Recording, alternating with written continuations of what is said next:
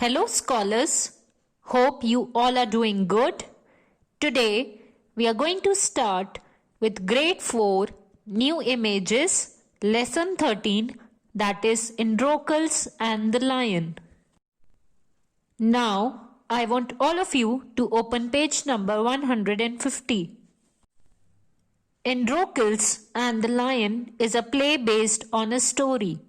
The story is a fable by Aesop, who was a Greek storyteller who lived hundreds of years ago.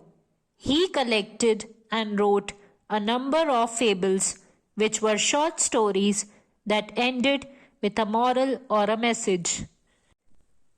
They were called fables because they often featured animals, forces of nature, and objects behaving like human beings.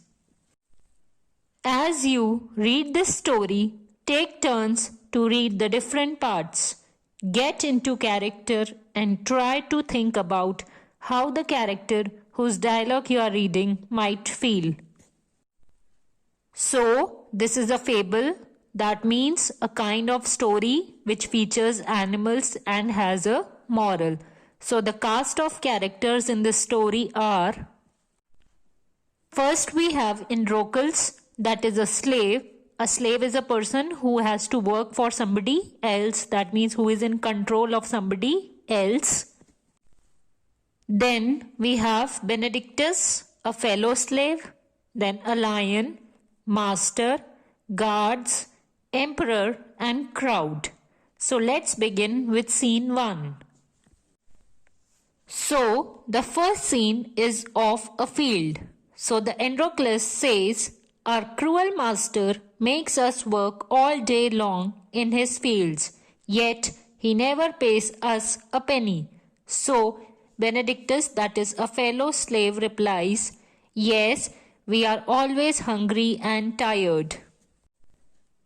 Next, Androcles, "I have decided to escape. Tonight I will creep out of the house once he falls asleep." So he was planning to run out of there. So Benedictus replies, "Be careful, you know what they do if they catch a slave who tries to escape. They throw him in a cage with a hungry lion inside." So Androcles manages to escape at night. Next is scene 2 of a jungle. Morning, Androcles is sleeping on the ground covered with dried leaves. Suddenly, he hears a lion roar and wakes up.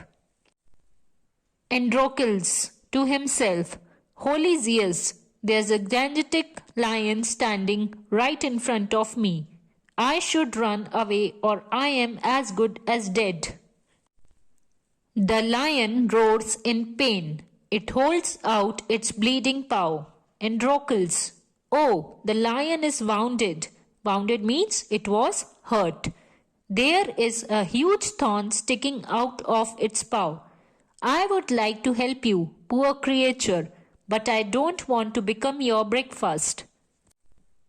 So Androcles saw that the lion was hurt and Androcles was ready to help the lion, but he said that, "Don't make me your breakfast." The lion roars in pain again, holding out its paw. So Androcles says, "But you look so sad. I will help you, provided you don't gobble me down like a piece of chicken." Androcles steps forward and pulls out the thorn. The lion opens its mouth and lets out a terrible yelp. It brings its mouth closer to Androcles' face. Androcles, "Oh, please don't eat me now." Instead of biting Androcles, the lion gently licks his face. So Androcles replies, "That was sweet. Not very hygienic, though. I suppose I will get some water from the stream to wash your wound." So here we could see that Androcles had helped the lion, and now the lion is not eating the person because he had helped him. Androcles gets some water and washes the lion's bleeding paw. Androcles, here it is washed. You'll be all right now. So he washes the bleeding paw of the lion. The lion licks Androcles one last time as if to say thank you. Then it limps off into the jungle. Suddenly, Androcles hears his master's voice. Enter master with 6 strong soldiers. Master, 2 soldiers. That's him. Go and tie him up. Soldiers grab Androcles and tie him up with ropes.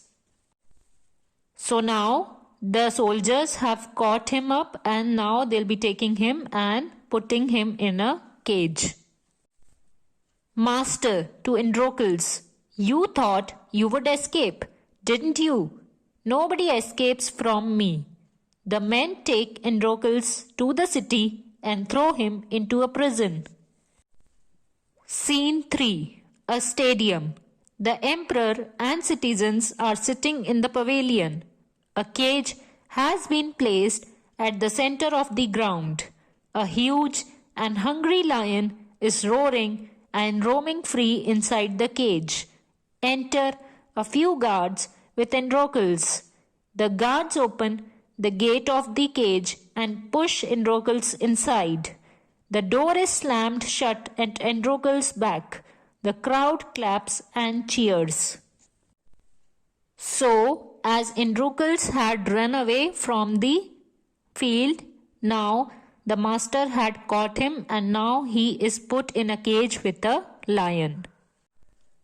Crowd sings, Hail, hail, the hungry lion.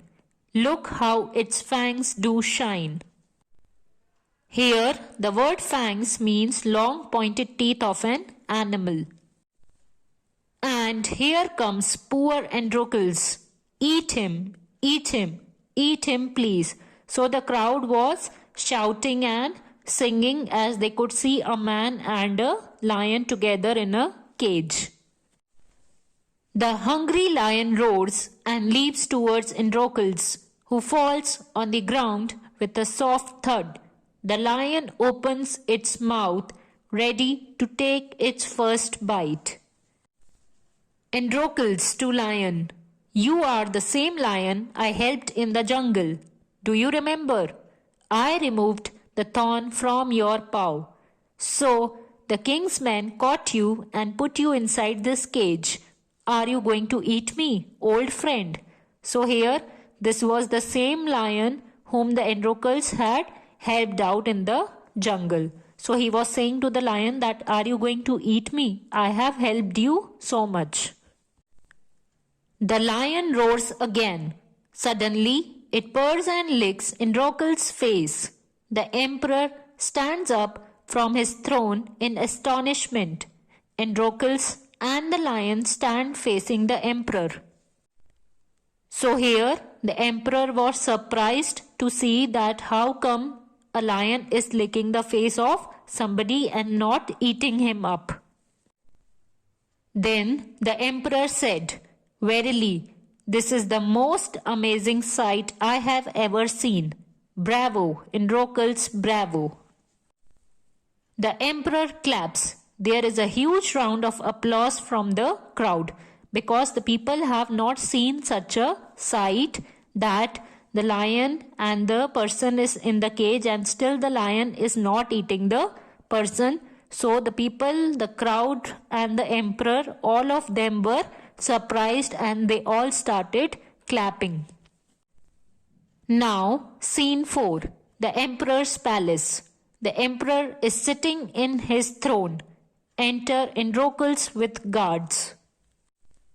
Emperor, today we saw the most extraordinary sight. Truly, nothing like this has ever happened in the history of mankind.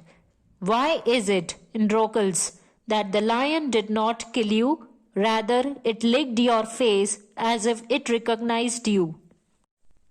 So the emperor was saying to Androcles that this has never happened before, and how is it possible that the lion was licking your face and does it know you?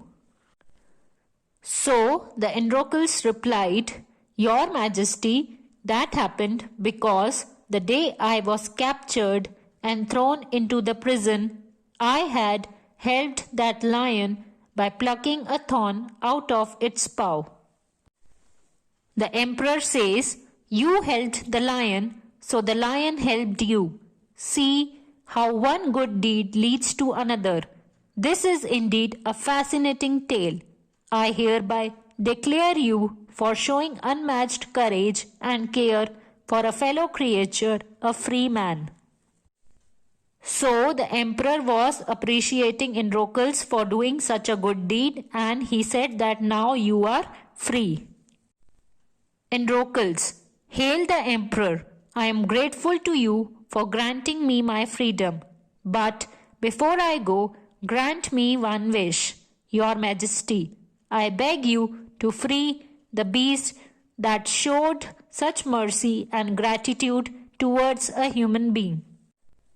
So Androcles said to the emperor that I was good to the lion, but at the same time the lion was also good to me. He did not eat me when I was in the cage. So I request you to free that beast also. That means the lion. Emperor, so be it. The next morning, Androcles walks out of the city's walls, followed by the lion, both free. Adapted from Aesop's fable of Androcles and the lion. So, the moral of the story is that we should never forget the person who helped us in our difficult times, and we should always do good deeds, as the good deeds also come back to us. I hope you all enjoyed the story. Assignments and worksheets are given in the description box. Keep practicing them, and we will be meeting in the next video. Till then, stay home, stay safe, keep washing your hands. Thank you.